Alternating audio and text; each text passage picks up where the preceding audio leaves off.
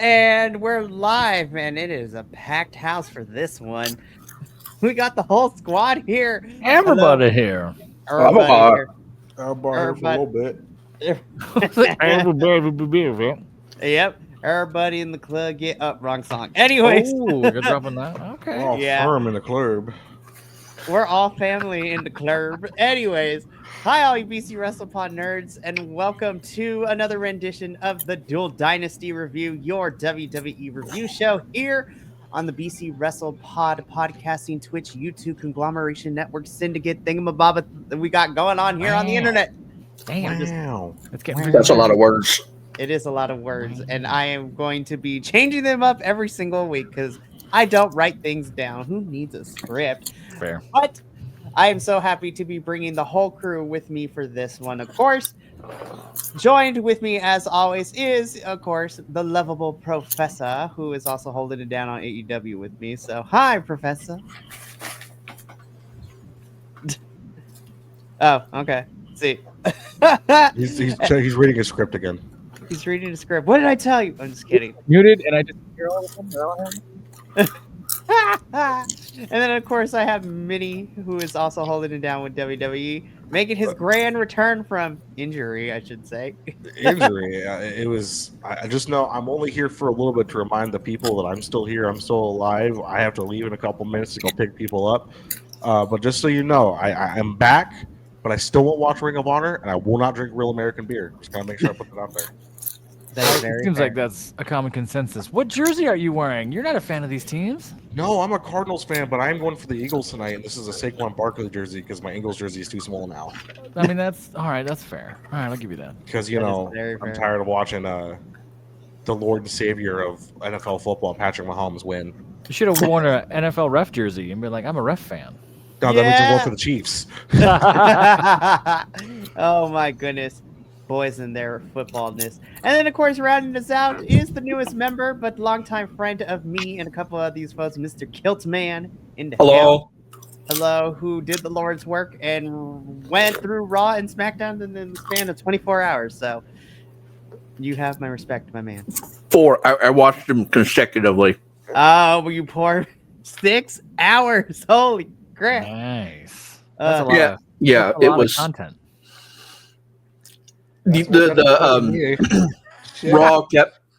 Raw was so messed up. It kept skipping. Oh my. Whoa. Yeah. I'll fix it eventually.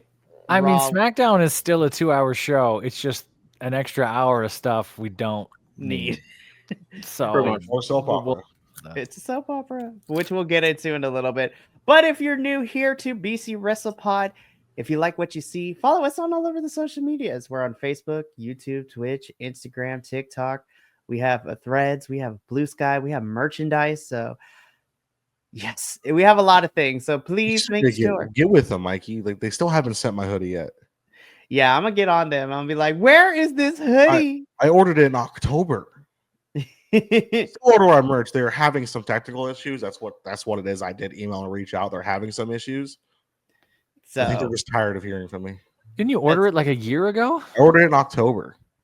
Oh, that's not okay. Well, that's still not great, but at least it's not. Technically, it's still last year. Yeah, it's still- technically. yeah. so I Why will did we get on invite them Kilt for- again? God, I forgot about all these goddamn puns and shit. So this is going to be interesting. But make sure to follow us all over there. Get some merchandise. I promise you they're pretty good, but I will be emailing them. I will be sending them a strongly worded email. So let's just get on with it because we're trying to keep it to an hour because today is the bowl of supers for most folks here. So we're just going to go on through this because we're going to just jump straight into Monday Night Raw. Now, Raw, I'm going to give you some grace here because when I watched it live, we had lots of problems, lots of issues, lots of things. I don't know what was going on. What happened? Just glitchy or what? It was glitchy during the Netflix feed, and so it was. Their it was service tough. can't handle the amount of people that are watching it. It's the same thing that happened during the Tyson fight. It's Jeez. almost as bad as how PlayStation Network has been the past 24 hours. Yeah, PlayStation Network down for 48 hours and everyone lost their minds.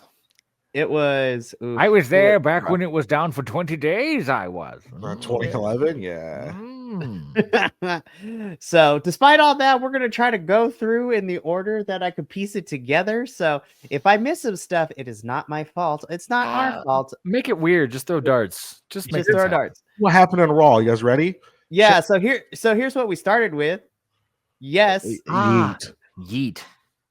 So we kicked Monday Night Raw off with our 2025 Royal Rumble winner, Mr. Yeetastic himself, Jey Uso, who's in the ring, who cuts a very heartfelt promo thanking the fans for believing in him, how excited he is to be the Royal Rumble winner, and for the fact that he gets to choose whether he wants to go up against Gunther or he wants to go up against Cody Rhodes at WrestleMania. So he has a lot to think about. Before he could get too far into his promo, though, he is interrupted by our World Heavyweight Champion, Mr. Gunther, who basically gets up in Jay's face and tells him, you know what? You don't want to pick me. And he's basically trying to manipulate and gaslight Jay into picking Cody because Jay is not worthy. And plus, the Gunther brings up the fact that they've already been down this road before. He couldn't get it done at Saturday night's main event when he had a chance at the championship. And he's probably better off picking Cody. So Jay tells Gunther, Gunther leaves and all that. And Jay ends his promo by saying whether he decides to pick Gunther or Cody, it doesn't matter. Because what's for certain is he's walking out of WrestleMania a champion. And I really hope that is the case. I thought this was Jay's strongest promo to date. I do love how far he has come as being a single star. There was a little bit of touch and go there when he won the Intercontinental Championship and then lost it back to Braun a month later. But no yeet. But I am super happy. I am one of the few people that is happy to see Jay be the Royal Rumble winner. And I'm really interested to see who he picks. I really hope he picks Gunther because I think he could be a really fun world heavyweight champion. But that is how we kick off Raw. So I was like, I love it. No notes. Yeet? Yeah, no notes. I have a few. We'll talk this when we get to SmackDown as far as where they're going to go because now they're sort of doomed either way. They're right. They're kind of rope themselves into a corner with this. If Cody doesn't turn, what's that mean for Jay? If Jay just goes against Gunther, we've already seen this, and we know that Gunther's supposed to lose but doesn't. Like, what does that mean for Jay? Jay's kind of stuck in a purgatory thing right now, right? So I'm wondering how they're going to write themselves out of this. Agreed. I'm just here so I won't get fined. So we go from this opening promo.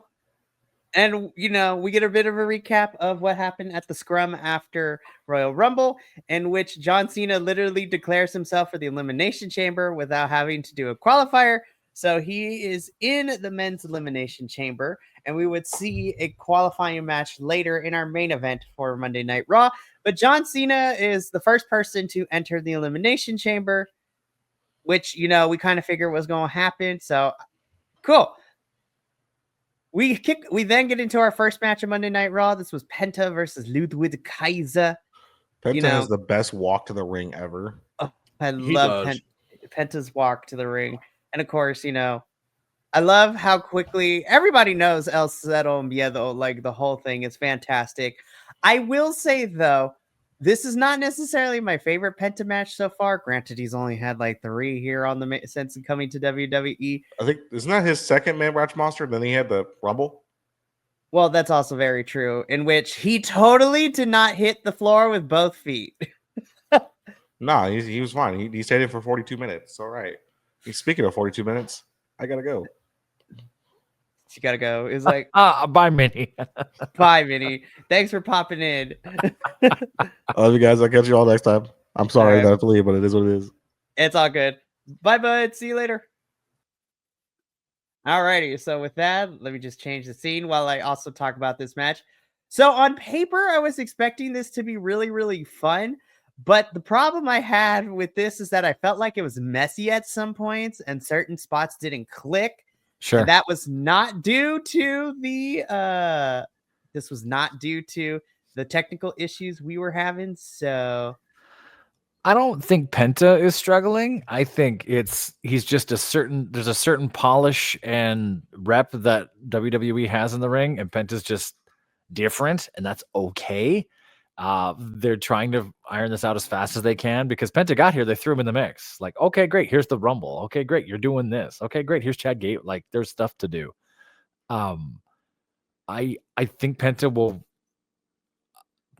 will figure it out. But this is what we've seen. We saw this with Tangaloa. We saw this with a few other folks that have come in, right? Where it's sort of like, hey, you've been in other promotions for a long time. Jump in here and do it. And I would like to think that pro wrestling is a similar language across the board, but it's just not. There's just different types and finesses and styles and all those other things, right? You could rehearse or script out whatever you want. Some folks just work differently. So I hope people rise up to match Penta instead of Penta having to water himself down. That's the danger of this. That's what I'm getting. Yeah, I agree with you there. I mean, Penta does pick. Oh, go for it, Kill. I was going to say really to play echo chamber for a little bit. It actually should be that because Ludwig's style is a whole different ballpark when it goes up against when it's Penta. Because Penta, I'm watching him wrestling. I love the match. It's just it was a weird, just slightly not the right cog. It's like it worked out well, but there's a lot of finessing I think needs to happen so that way Penta's able to work better and more smoothly within the WWE, and then some of the other talent with WWE get up to his level, or at least is able to work with his level. I agree with both of you here. Penta does pick up the victory over Ludwig Kaiser, but not before we get Mr. Peter Dune here, coming out and having to stare down with Penta. So we might be revisiting this. We might get a feud between Pete Dunne and Penta, which I would all be here for. Give Penta his first feud before, last week when he had the stare down with Braun Breaker backstage. So I was like, let's give him a feud before we throw him into a championship feud. So can't wait to see all that. Finn Balor is pissed off Dominic Mysterio for not getting the job done and reclaiming the tag team gold. Dominic fires back saying that Finn hasn't been able to get the job done either. This whole entire sequence is we are continuing to fracture the relationship of the Judgment Day. And that split is going to be very fun when it inevitably occurs. But Dom and Finn are at each other's throats and they are at odds with each other. Also, shout out to JD McDonough for finishing that tag team championship match with a punctured lung and broken ribs. That was insane. That is insane. It's like when I saw the recap of the Impact, I'm like, oh my. I thought like when we saw KO go through the ladder during Rumble, that was devastating. And then I find out that JD had a punctured lung. Well, how did you keep going? But also, I really want this to finish this storyline of the Judgment Day fracturing completely to hurry up. It's probably going to end up by WrestleMania, but it's so juicy. Well, we've been calling for it for a while, right? Like, where are you going to go? What are you going to do? Once the Rhea Ripley split kind of happened, we're like, okay, what are we? It's the slow death of Judgment Day.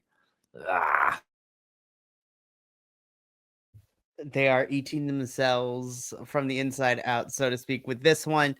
But I love it.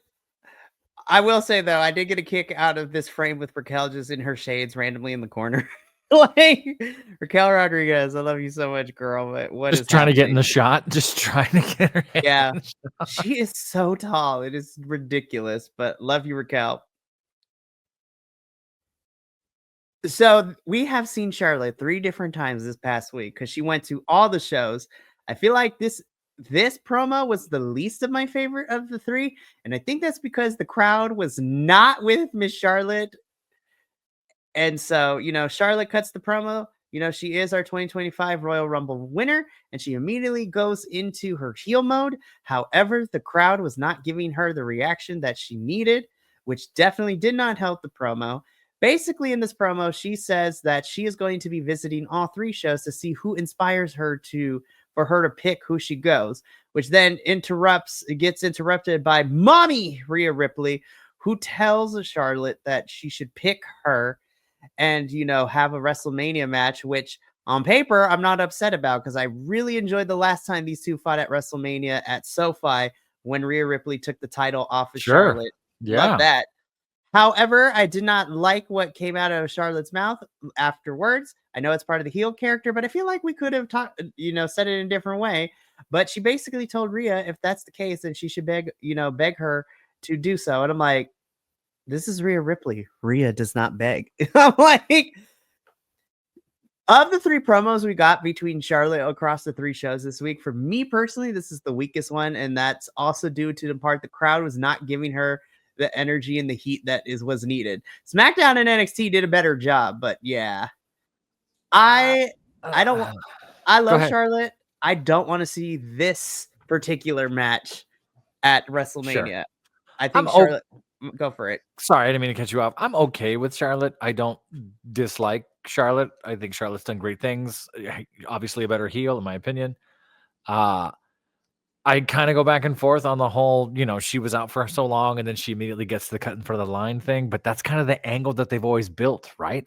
And then just leaning on that more is a heel angle to build on, and she is fantastic in the ring when she's 100%. She's doing cool stuff. So I get it. She has a lot. I think the point of having Charlotte come back and win the Rumble was for what we saw on SmackDown, which I believe you and Luis called when we did the review of it. Maybe it might have been Kiltman. Somebody called it and I was like, yeah, I think that's where we're going. I heard that this got a similar reaction to the Hogan spot. Like it just derailed the whole thing. I was like, derailed. This definitely was one of the low. This was definitely a low point of Monday Night Raw outside of the technical difficulties. This was very close to the Hogan spot. There was no energy. As you said, there was nothing. It was like, yeah, okay, cool, keep talking, whatever. And then you get the pop for mommy coming out, and it literally was just so dry. This match between Rhea and Charlotte does not appeal to me. It's almost just there. Okay, cool, great, we have it. We've seen it before. I don't mind seeing it again. But in all honesty, I would probably prefer. And we'll talk about this in SmackDown because the SmackDown promo was better, but I kind of want to see Charlotte going towards the NXT route. I think to give it a little bit more of a veteran presence in NXT. I don't really follow the NXT route. Yeah, but I think that would be the better option. When we get to SmackDown, I'll talk about why I think Charlotte picking the SmackDown Women's Champion, which it would be Tiffany, is the better choice. Because at least right now, I don't see Charlotte Flair being Julia. That's the problem, because Julia is a powerhouse internationally, but not for, tune into the NXT show on Wednesday and to discuss that more, where me, Luis, and Will talk about it. Because I'm pretty sure it's going to be mentioned, especially since we're building towards Vengeance Day this weekend. But yeah, to final thoughts on this segment. We saw this match 2 years ago at WrestleMania. I loved it, but I don't want to revisit it currently right now because the person who I think Rhea should face after this little short segment, Sammy congratulates Jay. Karrion Kross gets in Sami Zayn's face. Anytime Karrion Kross interacts with the face, they always end up turning heel at some point. He has a track record, so who knows? We'll see what happens with all of this. But this was just a quick backstage segment. But again, I don't want Charlotte and Rhea because the match I think should happen for Rhea is this one right here for Mania. Damn. Yeah. This is the match I want to see. That's the one. So backstage, we have Io Sky. She has her qualifier against Liv Morgan later in the evening for the Elimination Chamber. Rhea comes up to give her some words like she's going to kill it.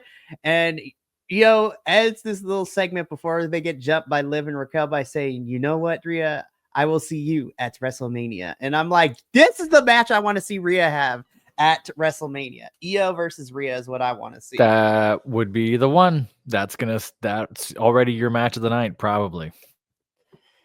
I would love these two to fight it out because, at least to my knowledge, we really haven't seen these two in a championship capacity, like fight for the title where one is champion and the other is not, since Black and Gold to NXT, which is crazy to think about, like, honestly. And then, of course, we end this little backstage segment with Rhea and Io getting beat up by Liv and Raquel. They get jumped afterwards and a whole fight breaks out. Next match we get is LWO versus the New Day with Logan Paul out there. And New Day pick up a win because Logan Paul helps assist New Day by taking out the parts of LWO. So, which also leads to our confirmation that it is going to be Ray versus Logan Paul tomorrow night in an Elimination Chamber qualifier match. I have nothing more to say. The only thing I have to say is Dragon the Batman Lee, because that's all his mask looked like to me, was Batman the entire time. And then I'm like, okay, cool, this is kind of interesting, good energy, good match. Yeah. Oh, great, here comes Logan Paul. There's going to be an interruption. There's going to be this. And then New Day wins because of, Logan interfering.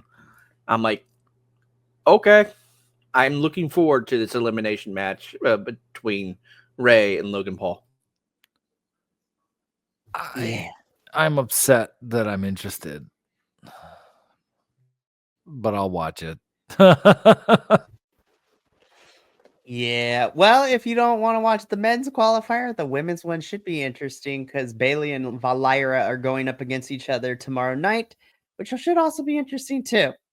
So, nothing more to say about this match. I am happy to see New Day get the win, even if it is due interference, but it does help with their overall heelish character that they're going towards. Io is so depressed after this match because in our qualifier, we have Liv versus Io, which Liv wins by disqualification because Raquel tries to interfere, which then has Mommy come out to help, which then she inadvertently hits, one of the participants, which causes a disqualification, which allows Liv to win. Io is so depressed. I still think I still think Io's going to Elimination Chamber because I think we're going to get like a final chance, like either triple threat or fatal 4-way on the Raw before the go home Raw for Elimination Chamber. And that's how Io gets in. But this sounded really confused to me. Rhea came out to do what? And then what happened? She came out to even the odds because Raquel tried to get involved. Okay. But then it inadvertently cost Io the match, which allowed Liv to win. So I'm just like, this was okay. crazy. All right. Io will get to Elimination Chamber. I promise. I think that a wild card match for the Elimination Chamber would be perfect ending for this series of matches. Do they do those? I thought they did it once before, didn't they? I have no idea. I haven't been paying that close attention since. Mikey would know. Well, didn't they do something like that a few years ago where it was sort of like, someone got hurt and then there was here's 2 people we can do it. Not to cut you off. I'm just trying to remember. So the last 2 years that we've kind of done where the Elimination Chamber is like the final, chance to get a championship match at WrestleMania because it's the final stop before Mania. We've usually, for men and the women, we've usually either had a triple threat or fatal 4-way for the losers of the qualifier matches to get one more chance to get into the chamber. So at least the last 2 years, that's what's been the case. I find it interesting, though, how Raw and SmackDown are doing it because Raw's qualifier are one-on-ones and SmackDown's is one-on-one for the women, but then it's triple threats for the men, which is very interesting. So we shall talk about all that in a little bit. But Liv does pick up the win. She joins the Elimination Chamber as the first spot. And Io, I will be shocked if Io does not make it to Elimination Chamber. Because then I'm like, what are we doing with Io? But I'm gonna wait until we get to Elimination Chamber before I start speculating. Chad Gable is on a mission. He's going to be leaving for a little bit because he's going to go study the dark arts of Lucha Libre. I'm still holding out hope that it is Malachi / Aleister Black he is going to visit, but who knows? But he's leaving America Made to go study the dark arts of lucha libre, which on paper sounds really stupid, but I am intrigued. Especially if it leads to an Aleister Black return. Just saying. Especially if he comes back as a lucha, like he comes back and just wears a mask. He's El Generico 2.0. Yes, That would be a great direction.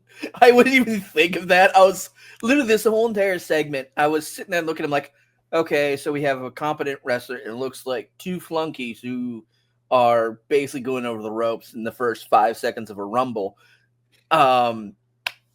Okay, Mayo and Mayo 2. Let's see something here. call him Mayo. Yeah. I mean, since the Creeds have come up to main roster, they really haven't been able to do too much, which kind of sucks because in NXT they were fantastic. But with Chad like on screen in character going to go away for a little bit, hopefully the Creeds and Ivy get to do some stuff. I love Ivy. I think she was definitely a highlight of the Women's Rumble because she did some fun stuff, and hopefully the Creeds will do stuff. But yeah, he is on a journey. Chad Gable is on a journey to study the dark arts of lucha libre. Love it. It's so camp. Before we move on from this, I will agree Ivy was an amazing part of the Women's Rumble, but I just thought of something. So the dude in the back, or at least one of the Creed members in the back, I'm going to call him Hellman's, and the dude on the left there is going to be Miracle Whip. Oh my god. Fighting out of the Best Buy Appliance Center, Hellman's and Miracle Whip. Lord have mercy. I love it. I was going to call him Dukes because, that's a disrespect to that Mayo, I feel. No, Duke, yeah. You leave Dukes out of this. It is. Speaking of other backstage segments, we learned that AJ is coming over to Raw, which I am excited. AJ has been moved from SmackDown to Monday Night Raw. So they can't use that photo of AJ. That's in between No, they expressions, cannot. isn't it? That's him not quite smiling, not quite frowning. I felt like he blinked in the middle of the photo. It's just that question mark face. No, but we'll talk about it with SmackDown too, because we also got somebody going from Raw to SmackDown. But AJ is coming over to Monday Night Raw. Please run an AJ versus Shinsuke feud and not end it in a dick punch like when their first feud, which was I was so mad because Who said this? Okay. Did you just read that from something? No, okay. So here's what happened. So Shinsuke, when he got called up from NXT, he got a couple wins, and then his first major feud was with AJ Styles, who was champion at the time. Shinsuke would end up winning the Rumble and go on to face AJ, and I was like, oh my gosh, this match is going to be great. The match was amazing until we got to the stupid finish where, because this is under the Vince era, both of them got knocked in the nards, and then AJ won. So I was like, this was stupid. I was so mad. The internet was mad, the fans were mad, and this is the one time I agree with the internet. It was all great until the ending, and I was like, freaking Vince, some BS right here. Anyways, so I would want them to run AJ and Shinsuke back, especially since, now both of them are looking towards the tail end, so to speak, which is very unfortunate to say, of their careers in WWE. But hey, give me a Shinsuke AJ feud, and I'm here for it. So Scrap Daddy Adam Pearce is excited to have AJ, and so am I. This promo was great. I love this. So we have the metrosexual Undertaker a la Seth Rollins. No, it's the great value metrosexual Undertaker, because the true proper Undertaker of this, or at least bisexual Undertaker of this era, is Damian Priest. Seth Rollins is getting ready for the Cowboy Carter Beyonce World Tour that's about to happen. Yeah, that's a Hobby Lobby Undertaker. Look at that. Wow. Not open on Sunday. Anyways, so Seth gets into the ring, and it's funny because despite what happened at the Rumble with him double stomping, curb stomping Roman, and fighting with Punk, he has not fully snapped yet. And so he's leaning there. He's like, he doesn't hate a lot of things, but he hates Roman and he hates CM Punk. And he basically tells Sammy, he's like, look, when you find yourself in the position I am, then you'll have room to talk because Sammy is out here ready for his match against CM Punk.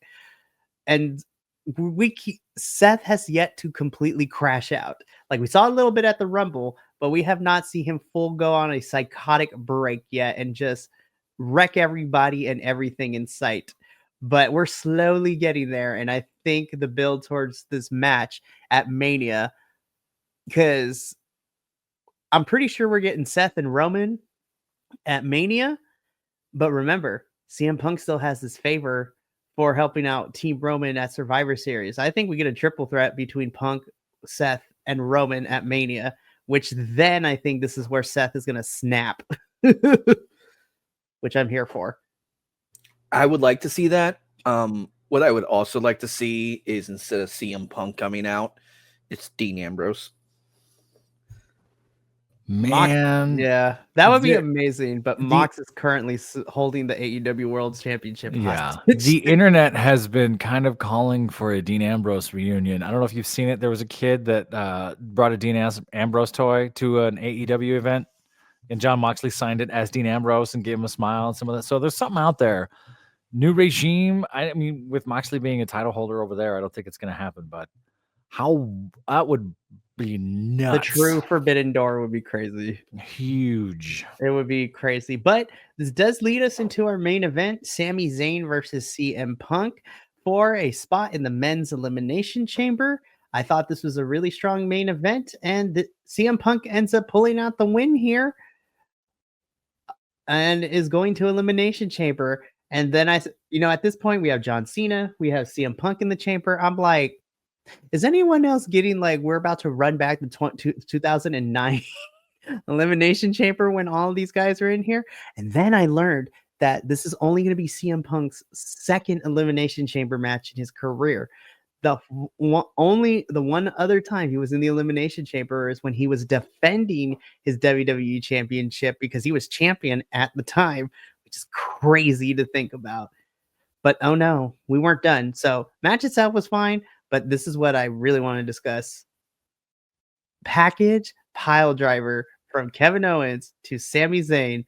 And I'm just like, they're going to do this forever. These two are going to fight forever. Like literally from the independents to WWE, these two are destined to fight forever. And we end Monday Night Raw with Sami Zayn just slobbering all over the floor with Kevin Owens, who looks like to have a gnarly gash across his eye from the ladder match, just staring off in the corner.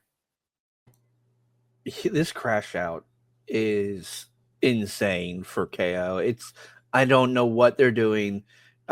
We'll get a little bit more into this for SmackDown because he cut a promo that aired on SmackDown. And I'm just like, dude, can we not? Why are you going after random people? I understand going after Cody. I understand going after Roman Reigns. But Sammy was there to help you. He was there to make sure you were okay. And now you're going to pretty much end his career for what? You know what? Let's kind of take that SmackDown piece and apply it to here. So, Kilt, you brought up the fact that Kevin Owens cut a promo, and basically it was a crash out promo, but in the sense that, you know what, Kevin Owens, everybody's out to get him. He's getting paranoid, all this stuff, and I was here for it.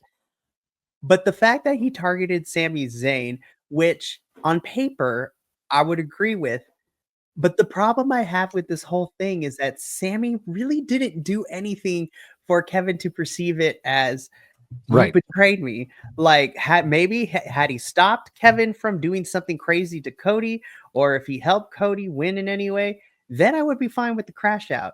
The problem I'm having with this Kevin Owens crash out is the fact that freaking Sammy didn't really pick a side. He was just there. I mean, he took care of Kevin Owens and he was looking out for him towards the tail end of the match. But I'm like, what is happening? This crash out is weird. Like, I'm excited for the match. Don't get me wrong. But the storytelling is not there for it. I think the promo in the car on SmackDown was, I don't want to say it was a stretch, but they were stretching. They were really trying to connect the dots here. And I get that if Kevin Owens' thing is sort of this perception as reality thing that everyone's against me, so he's finding excuses, then lean on that type of psychoses, right? As opposed to the sort of, I'm going to cry in my car here are the reasons why I'm going to cry in my car thing. That's what kind of irked me some. Mikey's camera followed him as Mikey left. I was like, wait, where are we going? Are we going on an adventure? It was like, here we go, we're doing a thing. So that was kind of my take on it. I don't think it was if it's just Kevin Owens hurts his friends, at some point it's going to get old, and you just kind of write Kevin Owens into a corner, which we talked about here a handful of times, some of these things. So I don't mind seeing Sammy and Kevin fight forever. I think that's fine. That doesn't bother me. It's just kind of how we get there. This probably sets up Randy Orton coming back, taking some kind of revenge. Something's going to happen to Kevin at some point. Right now, I think this just made this more convoluted. You didn't have to do it like this. It would have made more sense if this was Kevin goes after Jay. Jay wins the Rumble. Kevin Owens snaps and hurts Jay. I'm the real title guy. Pick me. I'm not going to pick you.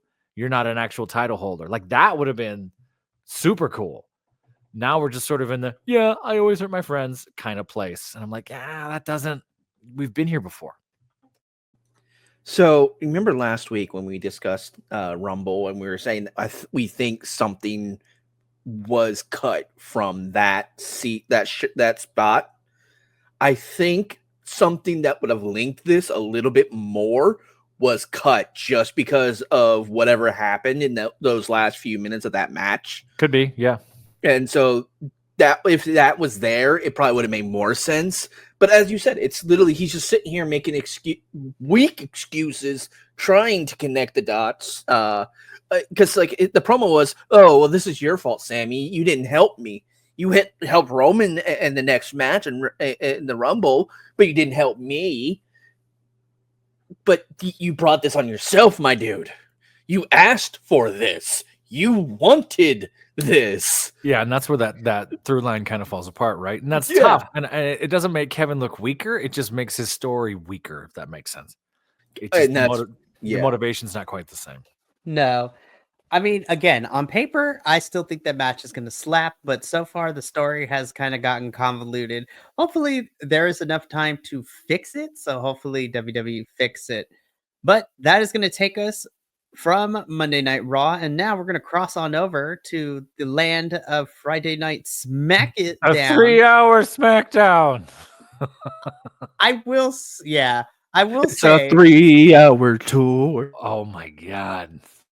The third hour is always tough to get through. It's crazy. But we're going to keep it brief here because I tried. Thankfully, SmackDown did not have the technical problems that Raw did on Monday, so I was able to watch it clearly. But yeah, we're struggling to get content out here for 3-hour SmackDowns, but that is okay because we kick things off again with Mr. Juicy Usi himself, Jey Uso, coming out to the ring. He cuts a promo, and this time he is interrupted by the American Nightmare, Cody Rhodes. Cody commends Jey on his win, and unlike Gunther, tells him regardless of whether he chooses Gunther or Cody, Cody and Jey have been through a lot, both on opposite ends and with, on the same side as each other. And he would be happy if Jey ultimately chooses him to have a match at Mania with Jey. So the complete opposite of Gunther. But then they both get interrupted by the Samoan werewolf, Jacob Fatu, and Mr. Yeah himself, Mr. Tama Tonga. So these two are still here. Basically, Jacob gets on the mic. He tells Jey that he is not worthy. He is not a good Rumble winner. And that if anyone should bring championship gold back to the Samoan dynasty, it should be Jacob and not Jey. So they get into a brawl, which then sets up our main event for the evening. Cody Rhodes and Jey taking on Tama Tonga and Jacob Fatu, which I was like, we've seen this match before, but I'm still excited about it because I think it's a fun SmackDown main event for sure. But yeah, go for it. I thought this promo was fine. I think it's a little, now Cody has a little bit of that, if we do this match, we can never be friends again thing, which I thought was a little callous. Like, okay, where are we going? I don't know. This one left me up in the air as well. Cause I'm like, is this going to be face, which doesn't always end well? Or is someone going to turn? Or is Cody going to do something shady? And then by the end of the night, we didn't get an answer. We just got a surprise, which leads us down the road we've been before. And the one thing I did want to touch on for this, like that promo, was Jay's like, dude, I don't know if I want to beat you or stand side by side with you as a champion. We both are wearing the bells. I'm right there. I'm like, oh, come on, give me something. Yeah, great Gunther match, whatever. I honestly would prefer a Gunther versus Cena match in this aspect. In a Jay versus Cody. Now, granted, Cena trying to go for number 17 for his title, which is great. That's cool. Sure, why not? But it's like the match would be better if it was Gunther versus Cena, because just their styles and their dynamics are so different. Sure. I think that would be a better match to watch. And then Cody versus Jay would be a more lighthearted, more fun match, because I see Jay as a very people-oriented champion, so to speak. He's always in the crowd. He's always engaging with the universe, and he's always bringing that energy to every time he's on the shows. And Cody, yeah, he's there. He's bringing stuff, but it's like, and he's there to do the ticket sales and to generate the revenue. But I think that it's just that slightly different personality, that it's more welcoming, more warm. And Cody's kind of like slightly nuke at warm at most with it, and I think it would be a better match. So I think Cody is a good corporate person for the company, for WWE. He's a good champion for like interviews and stuff like that. But I think Jay is a people's champion. He is literally taking the moniker of what The Rock was known for, is the people's champ. Because Jay is so over with the crowd. He always interacts with them. He walks through the crowd for his entrances. So I think Cody is a good champ. Cody is a good face when it comes to like the business aspect of things, where Jay is the best for like the fandom of the WWE universe, because both are good for WWE universe, just in different aspects. But we will talk more about these gentlemen towards the tail end of SmackDown in our main event, because we get a banging first match, which is a Elimination Chamber qualifier match. Bianca Belair versus Piper Niven. This match ruled so much. Bianca Belair's power never ceases to amaze me. Hitting Piper Niven with a KOD, but also Piper being able to show off why she is amazing as well.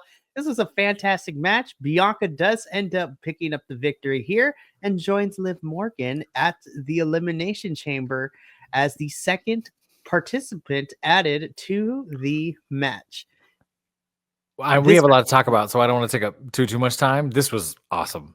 Piper Niven does things that make her look graceful for someone of her stature, which is just, with someone with Bianca holding you up and doing things, like it's just fun. Set a high bar for the night right out the gate, even though this was like 30 minutes into SmackDown. Like we hadn't seen anything until this point. So I'm sad for Piper. I want to see Piper get used more. She's kind of stuck in that Chelsea Green purgatory, which is fine. I don't mind that. I just hope that means that eventually we see her do something. I have to definitely agree, because this probably was the best match of the night, at least for me, because I didn't like how my other favorite one was going to be. And that ending spot with Piper on top of EST's shoulders and just the drop. I'm like, damn, that's twice this year so far that's happened to Piper, where someone who is of a smaller stature, and you would normally be like, oh, that's not, that person can't lift that person. And Bianca goes for it in like the first 10 seconds. It's like, oh, she's going to try and do it now. No, it's just And like, then- you ain't about to get me. Yeah, and then yeah, that whole entire bit was great. I loved everything about this match, and it was very, very well done. Piper is just the MVP right now of making things look crazy. I mean, she got hit with the KOD here. She got hit with Jordan Grace's Death Valley Driver in the Rumble, which was nuts to watch too. So we'll talk a little bit more. Well, I mean, we could talk about Piper here because later in the evening we do see Chelsea and Piper, talking with Byron Saxton because Chelsea does have a qualifier coming up. But now Chelsea has a target on her back because BFAB and Michin want to come after this championship. And then new to SmackDown too, Zelina Vega also has her eyes on the Women's United States Championship. So I'm excited because I was like, you know what? Now this is actually a pretty, and if we put Piper into the mix, we have a strong women's mid-card division with Michin, BFAB, Zelina, Chelsea, and Piper fighting for that championship. Like The I would mid be card is strong, but I hope it doesn't fall into that AEW place where it's like you got a lot of folks that need time and folks just get squeezed. Yeah. We've hardly seen Selena Vega. Some of these big names from 23 and 24. It's like, where you been? It's February. Come on. I mean, I'm hoping that the split between her and LWO, I hope Zelina will be able to do more. So we shall see. But again, this match ruled. Love to see it.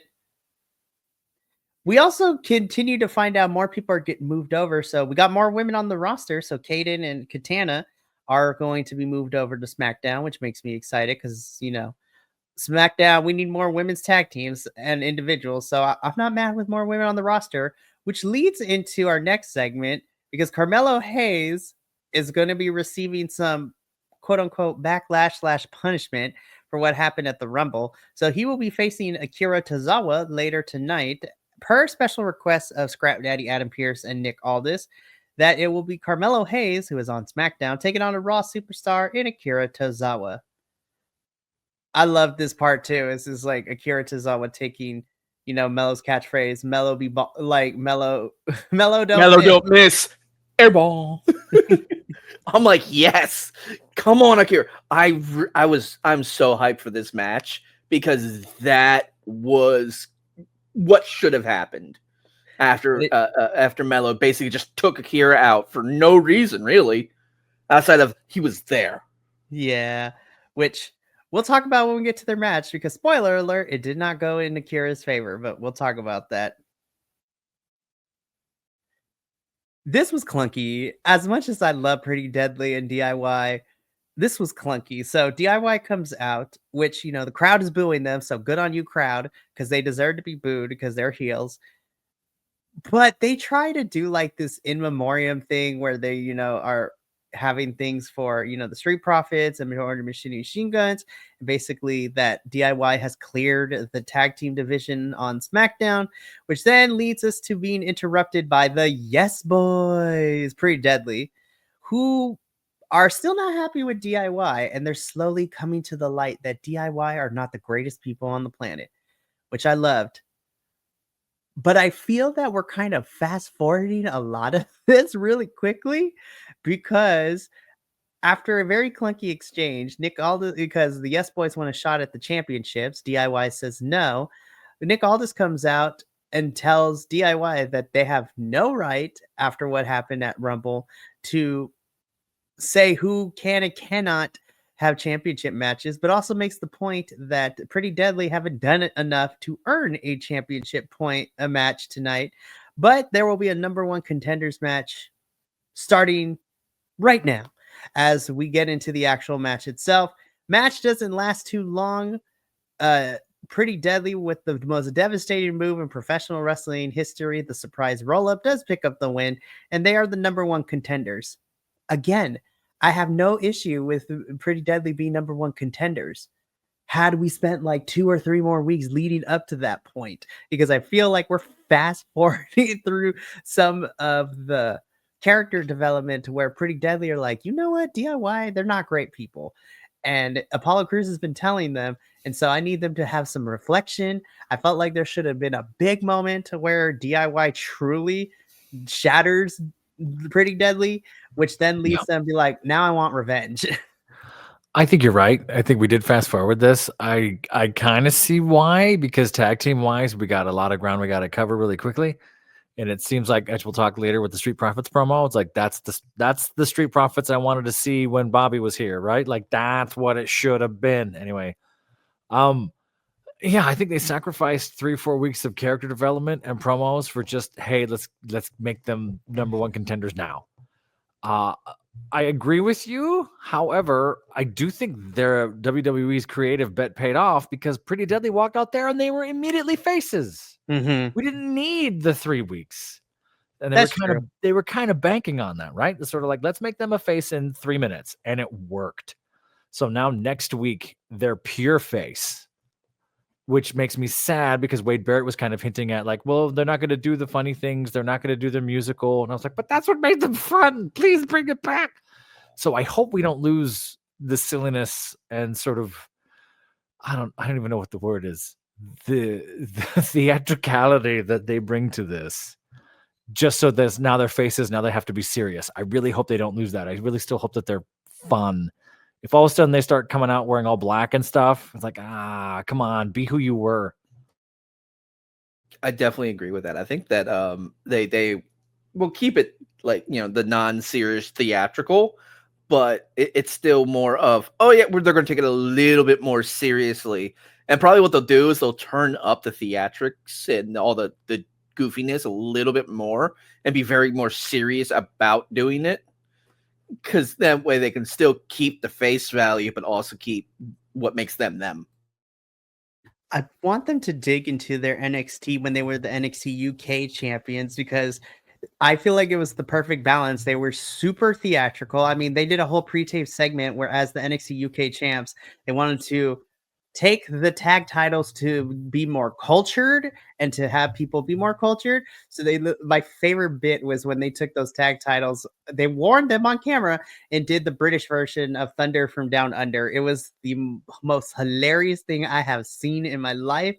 But that's the Pretty Deadly I want, who are very theatrical, over the top, but they were kind of leaning face despite them doing shenanigans to retain the titles. So hopefully SmackDown will be able to take that out. But Pretty Deadly is our number one contenders. We will see when we're getting that match and what transpires. I hope it's not a one and done, but we shall see. Before we even get to the match itself, these promos were so freaking good and were definitely one of the highlights. So we come to find out that Drew McIntyre is now a member of the SmackDown brand, which I'm not upset about. But Drew comes out here. He talks about, in his promo, he basically is like, you know what? I'm kind of chilled out. I'm going to Elimination Chamber. I'm going to get my WrestleMania moment. Gets interrupted by Jimmy Uso, who cuts one hell of a promo. I think this is my favorite Jimmy Uso promo within the last year or two that he's been on our screens. And basically had my favorite line, basically comparing Drew McIntyre to an ex-girlfriend and crying about losing. That had me in stitches. I'm like, oh my. This whole entire promo exchange between all three men, they were playing into all of the rumors and news that we've been hearing for the last couple months. And they played into it so well. So Jimmy and Jay do go back and forth before they both get interrupted. Well, Jimmy and Drew go back and forth until they are interrupted by Mr. L.A. Knight. Yeah. Which I will say started off a little bit weird because before he gets into his character promo, he gets very serious and he basically talks about men's mental health and talks about how it's okay for men and young boys to cry and to not bottle it up. So I was like, because I do believe it is also Men's Mental Health Awareness Month in February too, as much as I said. And I was like, damn, LA Knight, way to make me feel important. And then he takes that and turns, and this is what I love. He takes that seriousness, but he applies it in character, basically talking about how Drew McIntyre is crying like a little bitch. And it's just like, nobody cares. And LA Knight is going to be crushing both Jimmy and Drew's WrestleMania dreams because he needs to remind everybody whose game this is. It's LA Knight. Yeah. This was smooth. It's on my promos of the year for 2025. So I have 3 or 4 on there right now. It was just so seamless. It led me to believe that everything McIntyre did this week was a work. Totally was a work. Some of it might have been true, or he's as it happened or unfolded in the ring, he's using what was there. But of course, they're all in on it and they're leaning on it just as much. McIntyre has the angle that he's continuing on. LA Knight's just going to crush anyone who goes promo for him. Heads up. Dude is still one of the top 2 or 3 on the mic, period. This was fun. I thought this was great. If you watch it, they're all laughing at each other, and the camera keeps trying not to catch it. But Jay's laughing at the whole, or Jimmy's laughing at the whole, I don't know, I've been with you for 20 years, I don't know who you are thing. LA Knight says, I heard someone saying McIntyre, and it cuts right to Drew, who's like laughing right away. Like they're just having fun. And I think that, which led to a pretty decent triple threat. I'm not a huge triple threat guy. This was solid. And once or twice I thought LA Knight was going to fall off the ropes. I'm glad he didn't. There were some great spots in that match. So this was a really good segment overall, in my opinion. Well, I definitely agree. I liked one of the bits of the promo. I'm trying to remember exactly what it was, but that Big Jim was saying, but it was bars. It was just so well, so smooth. The ex-girlfriend thing was just flawless. It's like, dude, you lost. Is he Big Jim now? Is that going to be the Big Jim Uso? I hope so. I would love that. That is what he's trying to go after. Is Big Jim. I don't mind that. I guess it works. Now, granted, I love some of the stuff that Jimmy and Jay used to do back in when they were the team. But this separation between the two of them has actually made their characters grow more. And they're able to cut more promos. They're able to do more mic work, and I think it's great for them. Although, coming back with Uzi Hot, that would be great. I think Professor got what it. It's a random thing that popped up on my TikTok feed once, and I was like, "Ha! You want that back now?" That was a meme for a while, yeah.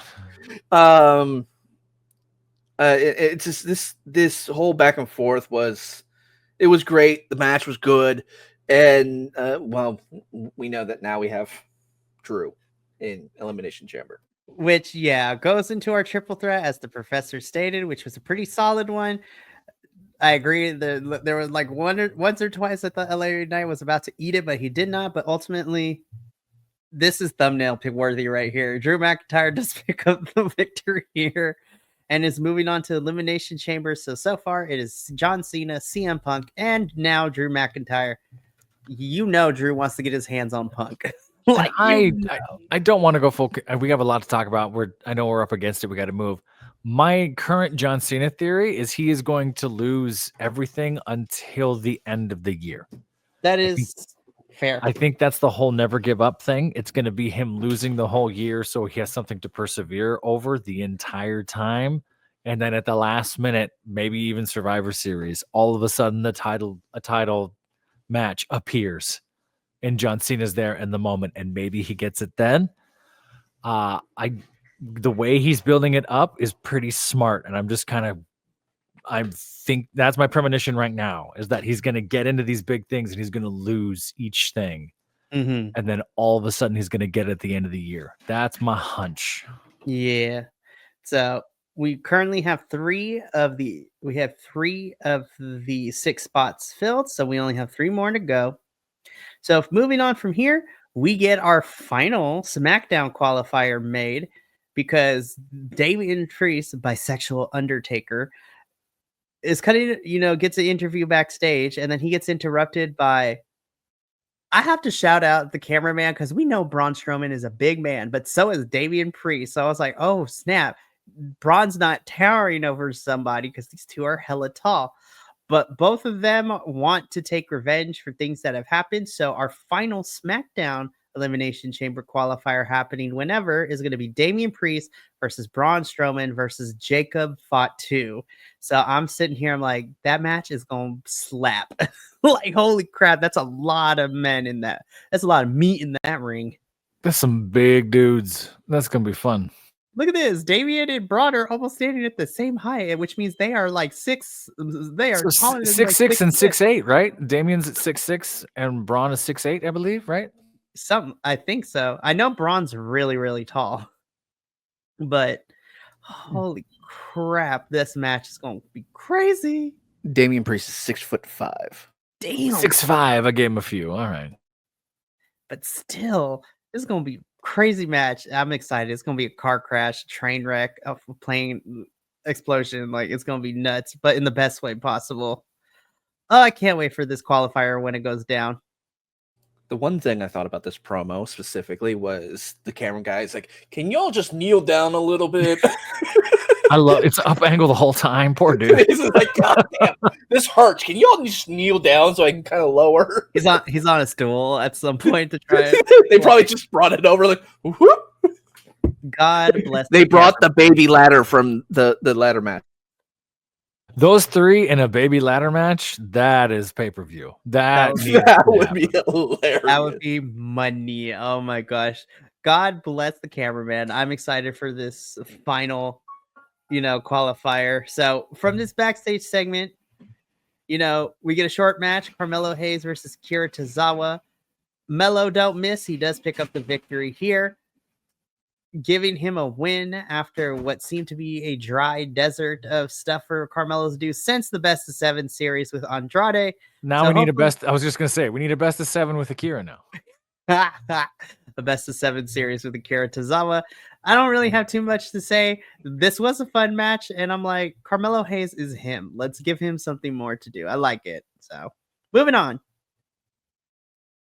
This was, of the 3, this was Charlotte's best promo of figuring out who she wants to face at Mania, for sure, especially when she basically broke the fourth wall and says, you know what? I'm Charlotte Flair. I live rent-free in all of your mind. I'm on the tongue of everyone's conversation. And she didn't specify with the conversation being great, because she's like, you all talk about me, which is true, because people love to talk about Charlotte Flair, mostly in a negative light, but people talk about her. She's always in conversations. And at Mania, she's going to decide who she wants to face. This is where I love this, because Tiffany did not wait for a cue. She just came out and she basically told Charlotte, you should pick me, because you know what, Charlotte? I'm the newer, shinier, better version of you. And you know what? She wanted Tiffany to do the same thing, to beg and grovel, but Tiffany's like, no, I'm not going to do that. And I'm like, please let this be the match. Please let Charlotte pick Tiffany. I need Tiffany and Charlotte at WrestleMania. This is the match I want to see. Which then, before we talk about this as a whole, we get an interruption by Nia Jax and Candice LeRae. Nia Jax looking great in the outfit. Love it. Where she lets us know that we have a championship match. Nia gets a rematch next week on SmackDown. And before we get into our next match, so let's talk about this segment. So again, I personally believe this was Charlotte's best of the 3 that she had when it comes to looking for challengers. And Tiffany and Charlotte is the match that I want to see the most. This is the payoff for Charlotte winning the Rumble then, right? We get Charlotte in there. Everyone says what they've always said about Charlotte. The first promo doesn't hit the way we want. She goes to NXT, does her thing at NXT, and then comes here to the one that we know, and not too dissimilar from Pretty Deadly, right? Tiffany walks out, immediately a face. Bam.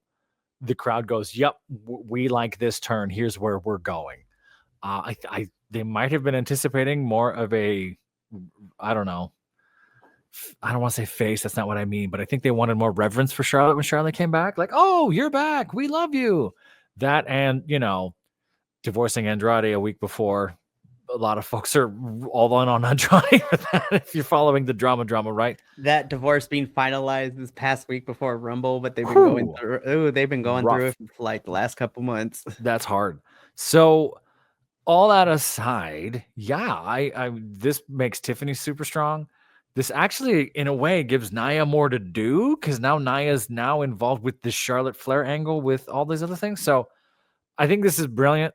I do think by hook or crook, Charlotte picks Tiffany Stratton. I think Tiffany Stratton should go over. Tiffany should defend the belt against Charlotte, and that just solidifies her as, hey, you and Rhea are this new generation. Carry it. I'm intrigued. I would love for Tiffany to win against Charlotte, because I think that she's already established as a future star, but now, like you said, Professor, a win over Charlotte would definitely solidify her as the new next generation of WWE superstars to carry the next 4 or 5 years of this company. So, but again, I've been enjoying Nia since her coming back to the company, and I love how we've been. She just seems more. She's seems to be having more fun, and she's not as worried as with her previous stint of what the internet and the fans have to say about her, because they were rough on her, and they still are to this day. But I feel like she has gotten more confidence in herself, where she's like, okay. I not to go down a rabbit hole, but I guess I'll just talk about. I do think the initial criticisms of what she did was that 3-4 years ago are kind of valid, because she got in there, she got wild, and started hurting people. And she apparently she was talented. She knew what she was doing, but the criticisms were like, "Hey, by the way, you don't just get to show up and hurt folks. What are you doing?" And then there was a whole backstage angle to that. There was a whole lot of stuff going on. Her coming back and sort of pumping the brakes, like, okay, humbling herself and bringing herself back around. At least that's what it looks like to me. I don't know all the details. I only know what I've read. Yeah, she is having more fun. She is enjoying this more. The women are willing to hold her up like they normally are with some of these matches and things. So I'm intrigued. I am as well. I think the Charlotte Tiffany match is the better option. It's just the energy was more there with the crowd versus the on Raw. And then the Nia Jax interruption was interesting to say the least. Now, granted, I would like to see a Nia Jax versus Charlotte bout. That would be interesting. That would also be another interesting take to go. But isn't that the match that got Nia let go? Is when she hurt Charlotte a few years ago? Wasn't that the one? I feel like there's a couple of one. I wouldn't be surprised.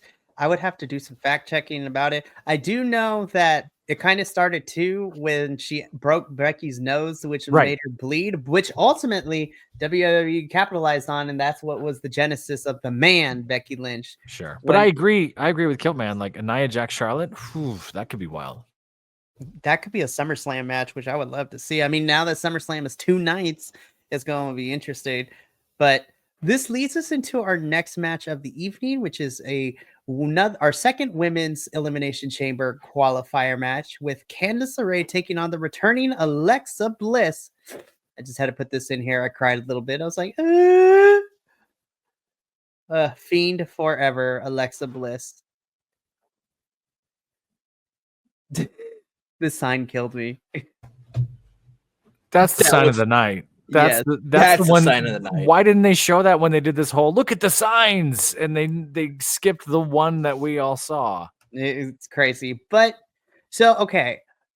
So I want to start up by the positives by saying I'm so happy. I'm so happy that Alexa is back. I have missed her. I think she is fantastic. I also love Candice LeRae.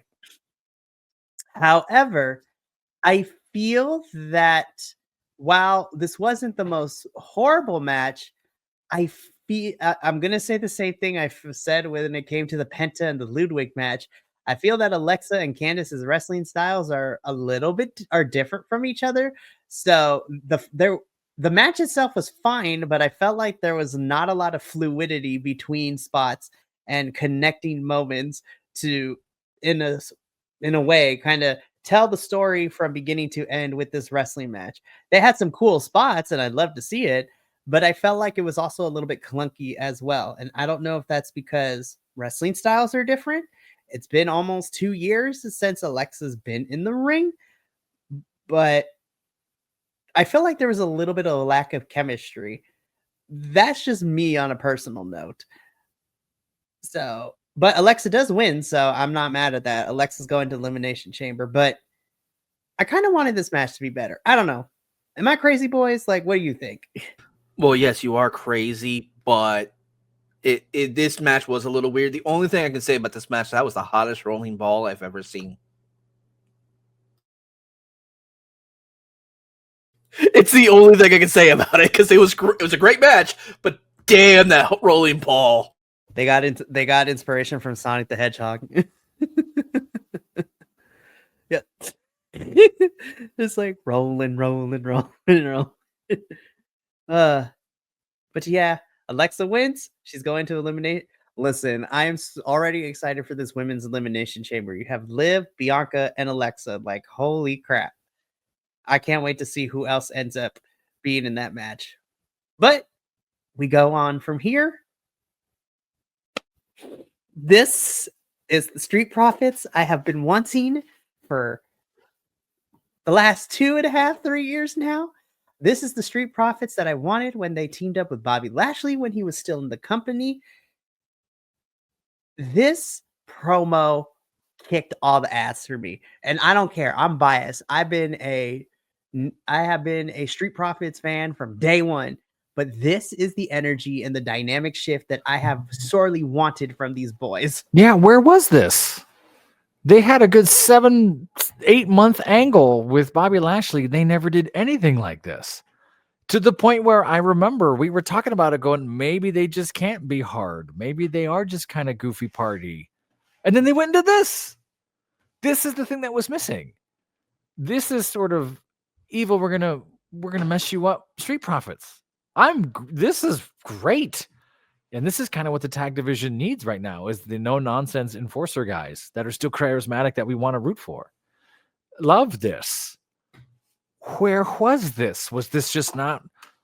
Now I'm going full conspiracy theory. Is this not what Bobby Lashley wanted him to be? Is there creative to get in the way? Is they wanted him to look like suit and tie guys for some sort of reason? This is cool. I'm like, just let Montez and Angelo just be them. The crazy thing is while they are now being presented more heelish per se, I think they did an excellent job showing the passion because I still think despite them being a little more aggressive, well, aggressive is not the word. By having them be a little more rough around the edges and be a little bit tougher instead of their goofy like party ways like we've seen them, I still think the crowd will massively be behind the Street Profits. Oh yeah. That's the tough thing in the tag division is there's only really one heel team, right? With DIY for obvious reasons. And everyone else is sort of like, yeah, but we still like you sort of stuff. I don't know. They could play, and we've talked about, they can play the tweeners. They can play that sort of anti-hero feel. I think they can pull it off. I'm interested. Again, we still have a long way to go, but I would love to see a triple threat between DIY, Profits, and Motor City Machine Guns at Mania. Like, that match would be crazy. And I mean, look, normally I'm not a big like multi-tag team match type of person, but if WrestleMania 39 at SoFi taught me anything, when we had that fatal 4-way tag team showcase, that ended up being one of my favorite, like top 3 matches of night 2 of WrestleMania because it was the War Raiders, Profits, Ricochet flying all over the place with Braun Strowman. Like that match kind of slapped. I think it's few and far between where it works. You're right. When it does work, you catch magic in a bottle, and now it's history making. It's such a tall order on 3 teams, even 4 teams, 3 teams to kind of pull that stuff off. I mean, maybe the 3 of them could do it because they're all just so seasoned. They've done so much. I don't want. We're already over an hour. I don't want to talk too much, but I could go either way. We could talk about that another day. Yeah, but these are the Profits that I've wanted for so long, and I'm excited that we're getting them. Let's talk about it. Main event. Main event was fun. Cody and Jay do pick up the victory over Tama Tonga and Jacob Fatu, but we get the return of Solo Sikoa, who has gone missing for the last 2.5, 3 weeks of SmackDown television, and he is back. Please do not give me another match between Cody and Solo. I feel like we have ran the well with that one so far. So to speak, or Solo Jay, or so like they've done this so many times. I still can't get over the fact that SmackDown's using the South Park font for their ending credits. Right? That still irks me a little bit. That's all I see when I see. I just noticed that. All of a sudden it comes out with it's like, oh yeah, look, they're here. I'm waiting for Cartman to like do a voiceover. Cartman is Solo. Oh my god. Yeah, Solo is Cartman. Yeah, we could do this whole thing with that. Yeah, Stan is Cody. Yeah, that makes sense. It's gonna get dark. I gotta stop. Wait, Go ahead. who is Kenny? That's why it's gonna get dark. I don't know if I want to say the things I want to say. Oh my gosh, they killed Kenny. It's Okay, always, it's always Akira Tozawa is Wait. always dying. So Okay, I was gonna go Akira, but then I'm like, wait, what about KO? Kevin. Yeah. Oh my god, they killed KO. You bastard. Yeah, KO's the one always killing someone. You killed him, you bastard. Oh no, Sami Zayn is Kenny because he sells. That's like, right. Yeah, he's Canadian too, so yeah, That that is- kind of works. Speaking of selling, that's actually one thing I forgot to bring up the Carmelo and Akira match. Carmelo sells really well, and he sold a little too much and just smacked the referee by accident. Oh yeah, he did get him. Yeah, you're right. He did get her like, ooh, and you could see he was like, oh fuck, I'm sorry. I love that we're talking about that because we know that we're not really too thrilled about this. Yeah, I mean Solo's back, fine. He did the normal bloodline. I'm gonna wear all blacks and jumping from the crowd thing, fine. Gives the Simone spike to Cody, fine.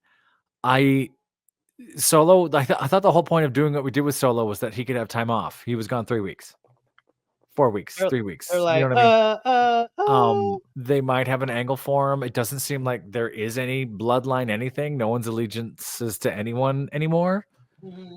So if they're just kind of like, hey, let's get some singles matches out of this, or let's figure out what we're doing until Tungaloa is ready to go again. I don't hate that. If this is sort of a Solo versus the world revenge tour, we've done that. We've done that like 5 times. So I think Solo's kind of stuck. The way they ran that angle did not do him any favors. I like Solo. I think Solo does great stuff. I don't know what we're gonna do. We didn't need this. And a lot of folks are positive. They like Solo. You know, that Simon Miller loved this, even though he was kind of like, yeah, okay, but I'm glad he's here. I was like, yeah, but where are we going? 100%. And it makes me wonder if Cody's gonna do something with Solo at Elimination Chamber, but I have no clue. And I'm just like, all right, fine. I will give it benefit of the doubt to see where we go, but who knows? So that does bring us to the end of our SmackDown, though, and the end of our Dual Dynasty review. Overall, despite Raw having technical difficulties and then the return of Solo not necessarily being my favorite way to end SmackDown, overall, I enjoyed myself with WWE programming. Now, this upcoming week, though, is going to be interesting. So we got Raw and SmackDown as we normally do. The NXT crew, however, because, you know, NXT is part of WWE, we have some craziness. We thought the Rumble was nuts. Now that we've taken a week to digest main roster stuff, we get into this week because we got a lot of stuff going on this week. So on Tuesday, we have our All Elite Ensemble review, in which the professor and I will be covering Dynamite and Collision, which is crazy because I gave Collision an A- on the report card this weekend. Collision was Really? so All flipping good. Oh my gosh. Like the last couple weeks for Collision for me, they have revitalized that show and it makes me excited. So Dynamite's still kicking it, but Professor and I will be reviewing AEW on Tuesday. Wednesday, you get 2 reviews for the price of 1. You get NXT as we review the Go Home show because NXT's first pay-per-view of 2025, Vengeance Day, is this upcoming Saturday. So I'm super excited about it. And then later in the evening, you can see 2 masked luchadors and myself talk about CMLL and Lucha Libre action. There's also a lot going down for Lucha Libre. It's crazy. Then on Friday, on a special Valentine's Day edition, we will be covering the TNA review. And yeah, so pretty normal week this week, but still going to be a lot of fun and happy to get back to everything. So boys, thank you so much for joining me this Sunday. I look forward to seeing y'all again to review next week's shows for Raw and SmackDown. It's going to be a fun time. But that is going to be it for us here at Dual Dynasty. From myself, the Professor, Kiltman, and of course, Minnie, as well as the rest of the BC Wrestle Pod family. Remember, take care of yourself, love one another, stay iconic, and more importantly than anything, you always deserve to finish your story. So we will see you next week. But until then, sayonara, Adios. And as many always say, we do what we do because we wanted to. We will catch you later. Ta-ta for now.